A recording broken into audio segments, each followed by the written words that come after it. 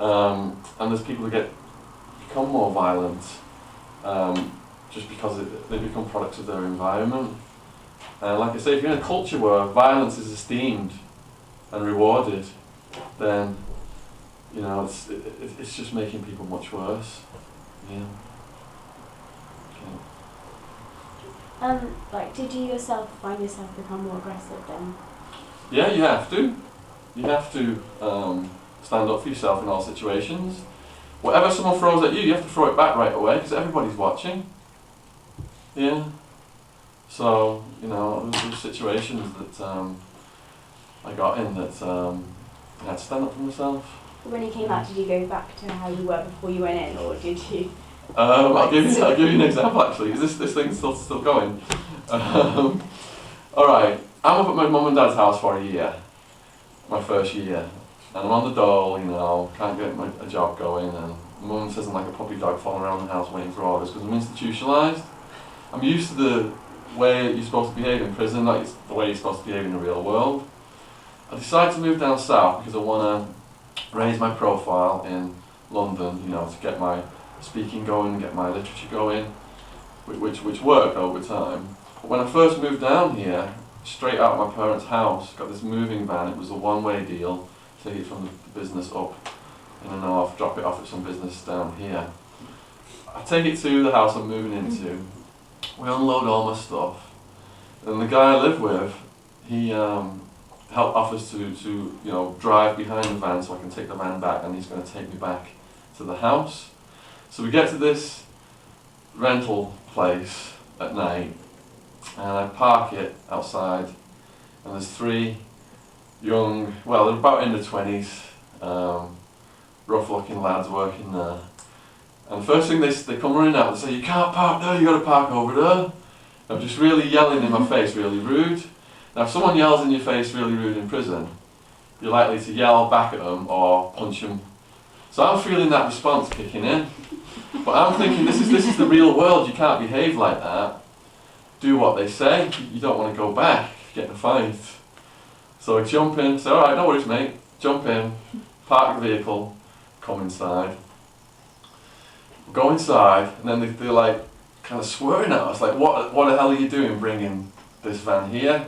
You're not supposed to bring it here, you're supposed to take it back to the place you rented it from. So no, I've got a one-way rental, here's the contract, blah blah blah. Give it him.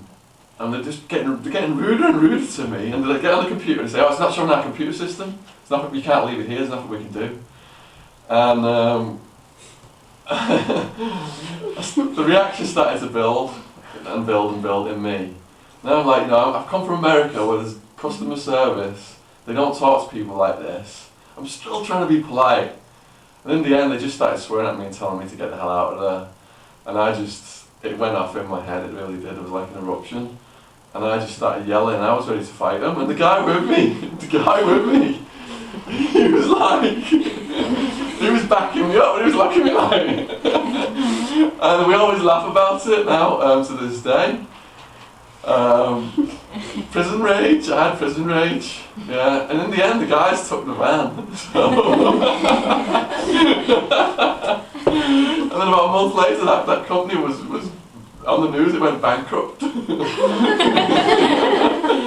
That's karma for them. So yeah, you've got this conditioned response. I'll give you another example. Okay, I'm not a tough guy at all, and being in that environment made me see how dangerous the world can be, how violent can people be, the dark side of human nature. And towards the end of it, I had a personal trainer in there, because I got in a situation with, I sat on a crate in the kitchen, right? I was assigned to work in the kitchen. And this guy had already murdered 2 people in prison. Get off that, that's my seat. Now, if I get off it, I'm weak in everyone's eyes, because everyone's stopping to see what I'm going to do. I would be a punk and open to everybody preying on me. If I stay on it, I would have the respect of the people looking at me, but I'm going to have a one-on-one beef with this guy who's murdered 2 people in prison. What do I want to do? Have an issue with one guy, I have everyone coming at me, stay on the seat. So I stayed on the seat. Now, he was going around the yard, mouthing off, he was going to come to my cell and shank me and all this kind of stuff.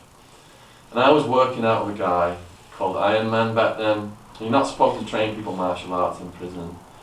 But he started training me martial arts and telling me how to get this guy, because he'd been shot in prison by a guard and he had a steel rod in his leg. And he's like, you got to kick him, you got to do this certain kick in his leg, get the rod and all this kind of stuff. But Iron Man told me, when you get released from prison, see, I'm not a violent person and I'm becoming violent. This answers the earlier question. I'm becoming, you got to, otherwise you're going to get preyed on. So he tells me, join the dojo when you get out. You got to continue martial arts. You got to toughen yourself up. So I'm thinking, yeah, you're right. I see how violent the world can be. So I joined a karate club here in Guildford. Now I'm just a beginner, right? And there's people in there who are black belts, multiple dans, black belts. They've been doing it for 10, 20 years. Serious people just seriously put someone down like that and twist their heads and kill them in a couple of seconds, stuff like that. So we go to I go with the karate guys to London to watch a cage fighting match. I've never watched a cage fighting match before. I go with them, and it's about 1 o'clock in the morning when we get off the train at Guildford. So we're walking through Guildford Saturday night, 1 in the morning. You guys have been there. You probably know what it's like. People just running around, drunk, screeching, all that kind of stuff. So we're walking over the bridge by the train station, and about 4 or 5 drunks come up the other way, and they're yelling at us, and one of them just kicks a can right into the middle of all of these karate people who are mostly black belts. He's like, come on! I'm not going to swear, but he swears at them. Come on, MF, F, this, No, I'm getting that prison conditioned response that I described earlier. There's going to be a fight here, You don't back down from anyone coming at you like that. I'm thinking that it's going to go off, and these guys are going to get nailed by these black belts. The black belts were having a conversation, and as these drunks approached the black belts, they walked through them without skipping a beat of the conversation, as if they didn't even exist. Now that was a lesson to me, because that was the mature response. Seeing that made me think, what my response doesn't suit the real world. It's something that's just going to get me in trouble and send me back to prison. I've got to think like those black belts. They knew they could have put those guys down and seriously hurt them. They weren't a credible threat to them. So that's why they just walked through them and completely ignored them. If one of them had laid hands on them, it would have been a different situation. But they knew the damage they could do, and they took the mature viewpoint and didn't commit any acts of violence at all. They've got like this calmness about them, like this confidence because of their fighting abilities, these black belts. And the drunks just continued on the way, yelling at each other, and no harm was done. And that was the sensible thing to do. So the prison response is wrong. You can't get out and just start fighting everybody who gets in your face. It's going to send you right back to prison. But it's an example of how people are conditioned to behave like that and come back. Thanks. Okay, next question, please. Earlier you were talking about the guy Bud, Yeah. I think was his name, Yeah. and he said that he took loads of drugs in prison, Yeah. and I was wondering, did the guards know about the drug taking, and what did they do to stop it or prevent it?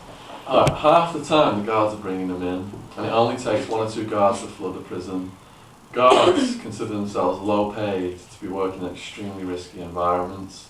And if they can make massive amounts of money bringing things in for prisoners, that temptation is a lot for some of the guards. Repeat the question again, just so I got the other part of it. Just did the guards know, and what did they do to stop it? Did they not? Okay, the guards know everybody's doing drugs. There's more drugs in the prisons than anyone on the face of the earth. And they use it as a means of control. So say a prisoner starts disrespecting a guard, or the guard wants a prisoner to behave in a certain way, he'll threaten to have him urine tested. So he knows the guy's high on heroin. Now if he gets urine tested, and it comes out he's got a dirty urine